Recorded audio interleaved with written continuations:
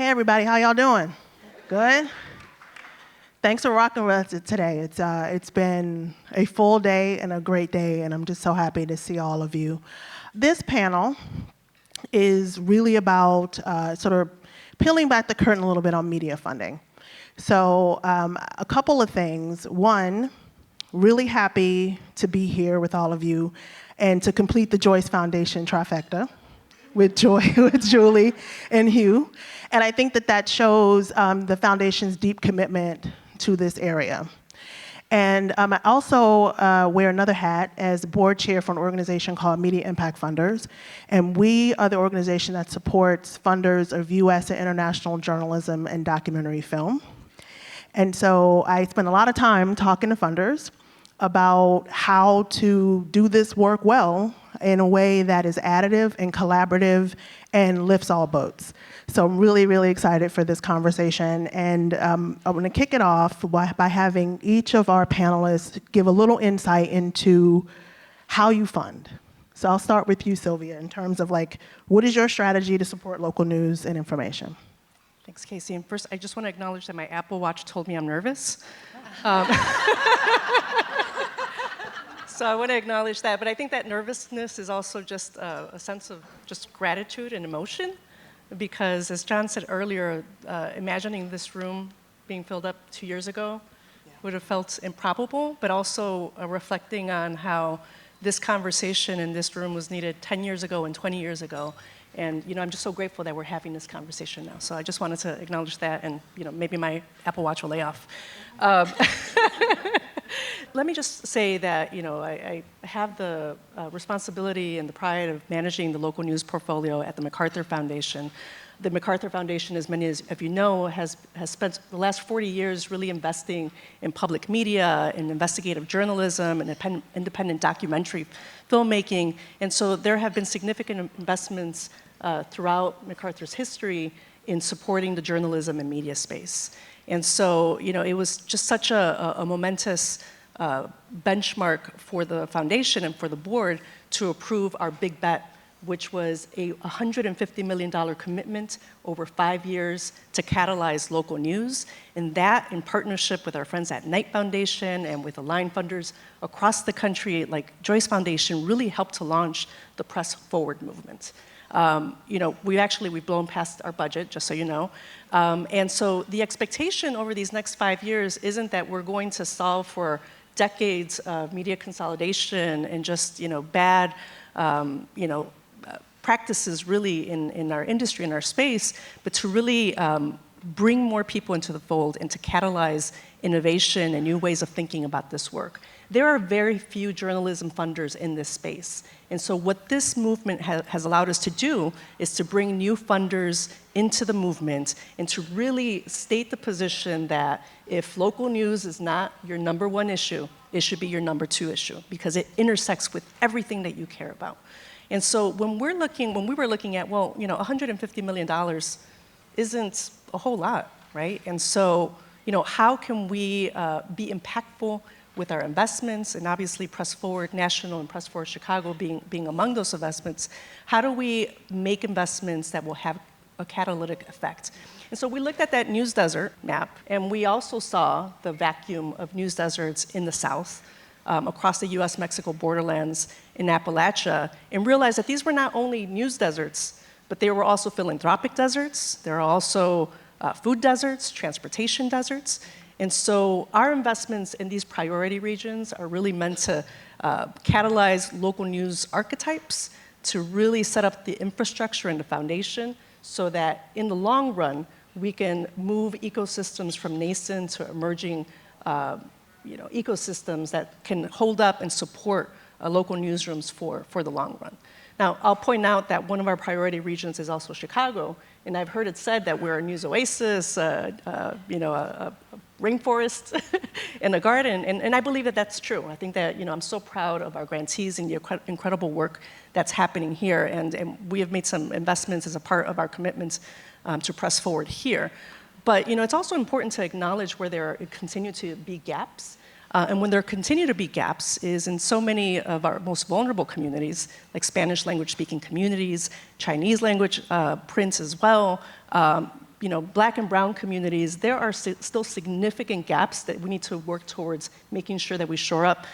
We also heard about the lack of news deserts or the lack of news outlets in suburban and Collier County areas as well. So it's really important that we to celebrate the good, but also to make sure that we are identifying the opportunities for us to collaborate with funders to make sure that we're shoring up the ecosystems.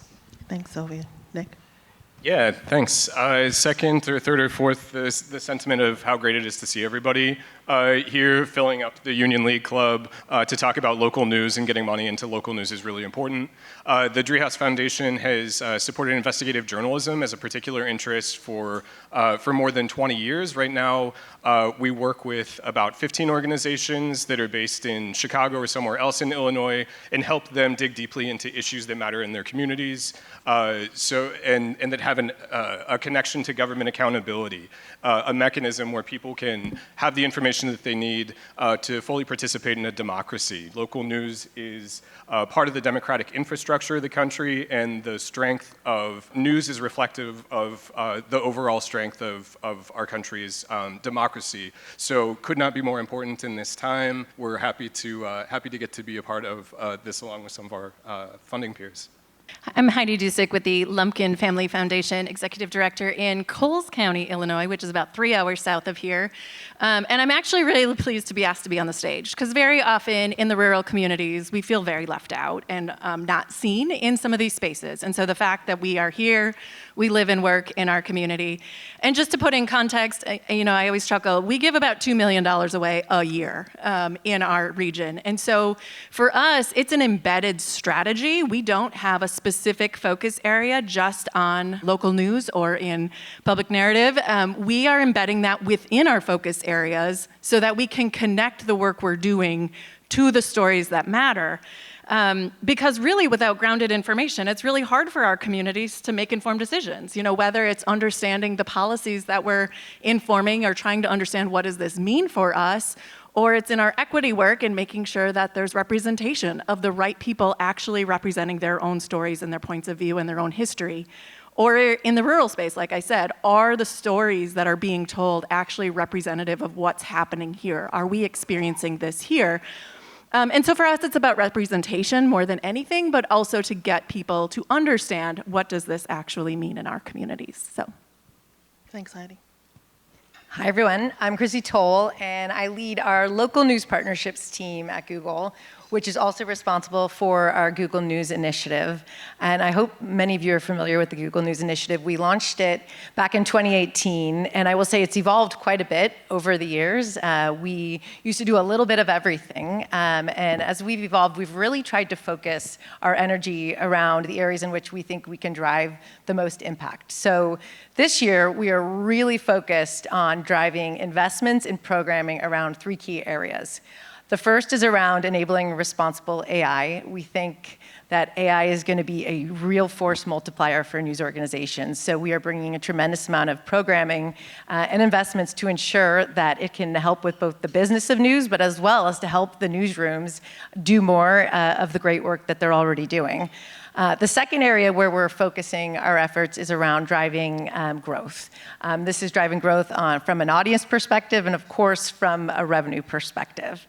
And then the third area we're focusing our investments in 2026 is around engaging new audiences. And Senator Lewis brought up such a great point about how people are getting their information in very different ways, especially the younger generation. So we think it's absolutely critical that we're investing and working with news organizations so that they can meet their user where they're getting their information. So bridging that gap between journalist and creator is going to be a huge area of focus for us. Thanks, Chrissy. A little bit of context before I go to the next question, because I know you've heard several of us sort of remark at how amazing this day is. And when I started doing this work 8 years ago, it was 5 or 6 of us around a table trying to figure out how to get people to care about the news. And so to be here at Local News Palooza is wild. So that's why we keep saying it, because it's just really an amazing day. So I'll throw this out to whoever wants to take it first. How do you decide what to invest in? And how do you measure success? Well, I mentioned our priority regions, and so what we've really been diligent about is making sure that we're understanding who is already in this community that has the trust of the community, that perhaps has not had the support or a catalytic investment that can help get them to the next stage. We have learned so much from these small newsrooms. There are maybe one or two-person newsrooms that have started because they saw a real need in the community that was not being addressed. Big media was not addressing these issues. And so they went up and they said, I'm gonna start my own thing because I care about my community. I see what the community need is. And they were not a journalist by training, right? Or maybe they were a journalist and they didn't have the business development training. And so what we are being mindful of doing is identifying those that already have the trust and making sure that we are equipping them with the infrastructure and support to make sure that they develop the business side of the work. And so that's also one of the fundamental learnings, I think, even from working with Press Forward National. We were able to develop an RFP that helped to serve 205 newsrooms across the country that wouldn't have otherwise received this type of catalytic capital. Now, some of these newsrooms, frankly, they may not survive past the funding stage that we provide in the funding runway. But a lot of these newsrooms, it's made a difference. And so I think that, some of this is about, taking bets in newsrooms, but also recognizing where the gaps are. And so as a funder, being diligent about making sure that we're in community and partnership and making sure that we're making investments that actually strengthen the ecosystem entirely. It's not enough to invest in one newsroom, but rather look at what's happening in the surrounding environment to make sure that we're strengthening everybody. Do you want to jump in? Yeah, I think we're lucky here in Chicago to have some exceptional newsrooms in the city, and so that makes the selection process a bit more straightforward. When we get to make a grant to the BGA, or when we get to make a grant to the Invisible Institute, and they come back with a Pulitzer Prize in hand, that makes the next board conversation pretty easy. But I think when we're thinking about the investment, there's beautiful art on the walls back here behind us, and that is not what our work is meant to do. It's not meant to be admired for its aesthetic value. It is meant to drive change and drive reform. And so the thing that's most important to us, especially looking at investigative journalism, is where is that impact occurring? What is coming after the story and what is coming after the publication? Are communities being engaged on these issues? Is the legislature moving? Are there city council hearings around the issue? Is life becoming better as a result of this work? And in so many examples that we've been able to fund and that others here have been working on, the answer is yes, and that is the importance of what we're doing. Thanks, Nick. I'll direct this next question to both Heidi and Chrissy. Beyond dollars granted, what are some of the things that you do to support media? Yeah. Thank you for that, because I think this is where we really have to lean in. We don't have a ton of money, and so we have to get creative. We have built really strong relationships with our grantees, but also in the community. And so we're trying to always figure out what's the missing piece here, and recognize there's an inherent power dynamic as a funder. When we enter a room, there's influence and there's privilege. And so how do we leverage that? I call this our leverage portfolio internally. Like, what can we leverage to help our partners get further with their stories or further with their impact? In some cases, it's like inviting them to a meeting that they may not know about. So there was a water crisis in Mattoon last summer, which was not fabulous. But are the right people in the room for that event? Do they know about it? So we're doing the connecting. It may be getting more depth out of a story, so we have been investing in some work around pesticides, and the research around that's really interesting. Is that story getting out? So how are we connecting and building momentum, but also are the right people trained to tell their stories? In some ways, we want to democratize this work even more. So are people trained? Are they comfortable to share their own stories in their own communities? So it's a little bit of a lot of things, quite honestly, that don't necessarily require a check, but it requires a lot of investment in terms of human capital and social capital. And at the Google News Initiative, we are really, really focused. The majority of what we're doing is actually capacity building. We believe training and growing news organizations' skill set is so critical to solving this problem. Giving money is one thing, but for giving money to a news organization that hasn't figured out their business model, that's not a good investment. So we are doing everything we can to provide training programs around those key priorities that I outlined earlier. And we have learning programs that could be as quick as watching a video on YouTube. We have workshops that can be an hour long. And then we also have cohort-based learning experiences that last several months. But we are really trying to evolve just the skill sets on both the business and the newsroom side as well. Great, thank you. Last question, and I'll throw it to each of you to respond. What makes you excited about funding this work in this moment? I'll kick us off. Tim, your presentation this morning, I know there was a lot of really bad news, but there was some amazing news. And that bright spot slide, I saw it when you originally introduced it a couple months ago. It got me so excited because I have relationships with so many of those news organizations that are just absolutely thriving. And they're up on stage at so many of these events sharing what they're doing. And there really is a lot of really great work that's happening. And I'm really excited to see what this place looks like in a couple of years, because I think we're going to see a lot more of those bright spots. Yeah, we'll keep going this way. I think it's exciting because you guys are all telling me what I've known for a long time, and I'm just like, yay! This is like local change happens local, right? People listen. Stories are the bedrock of social change. There is data, but if you don't understand it, if you don't know where it comes from, you don't trust it.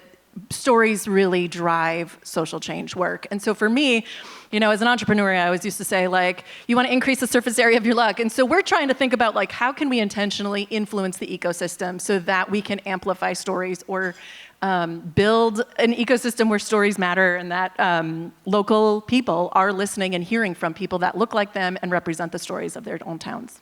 Yeah, just more Chicago praise from me. Chicago is a special place in the country, uniquely collaborative, uniquely friendly. This is a great place to practice journalism funding because of the people that are involved. I love getting to see grants come to life. And materialize as real human beings who are going out and doing the work. I also like the opportunity that we have as a funder to be responsive in the moment that we're in, where every day it feels, it's so easy to feel disempowered, and where we can actually make an effect on something that is important, and where we can look out for the real people who are doing our grant work. Because while it's great to be a funder, we're also not standing at a parking lot at 2 o'clock in the morning with a TV camera in the middle of a Chicago winter. And I think doing things like new initiatives that we've started around protecting newsroom mental health and kind of looking after the people who are in our newsrooms is also really important, and I think gratifying, especially in the context of seeing what folks in this sector accomplish. This is the beginning of a long game. We have to look at this as a long game. Again, we are seeing the effects of decades of disinvestment, and now layer on top of the fact that we're competing with AI, and the fact that there are more pink slime outlets than there are actual digital news outlets. And so those are being funded by, these are the local news sites that pretend to be local news sites. They have the name of your community and are being partially written by AI, but also being funded by bad actors. I'm sure that if you do a side-by-side comparison of this funding that is going towards creating bad systems of news and information, they largely outweigh the investments that we're making in this space. And so, what I appreciate right now is just the clarity of this moment, with CPB being defunded, with the attacks on freedom of the press, with just, let's take a look at all of the bad things and figure out what good we're going to do. And so I am excited about, the doers and the people that are coalescing around this movement, and being audacious in our thinking, right? What would it look like if every county in the U.S. had a reporter, right, that was just covering on local news, whether it was rooted in a local news organization or a library, that we all committed. In some counties, that might be a $50,000 check, right? And so if you all, the people that have the capacity to do so, want to join this movement, I invite you to become an aligned funder, to invest in the Press Forward Chicago chapters and in the Midwest chapters and in the communities that you care about, and to really, help us shore up this moment. So that's my call to action for all of you. Indeed, join us and join me in thanking my panel.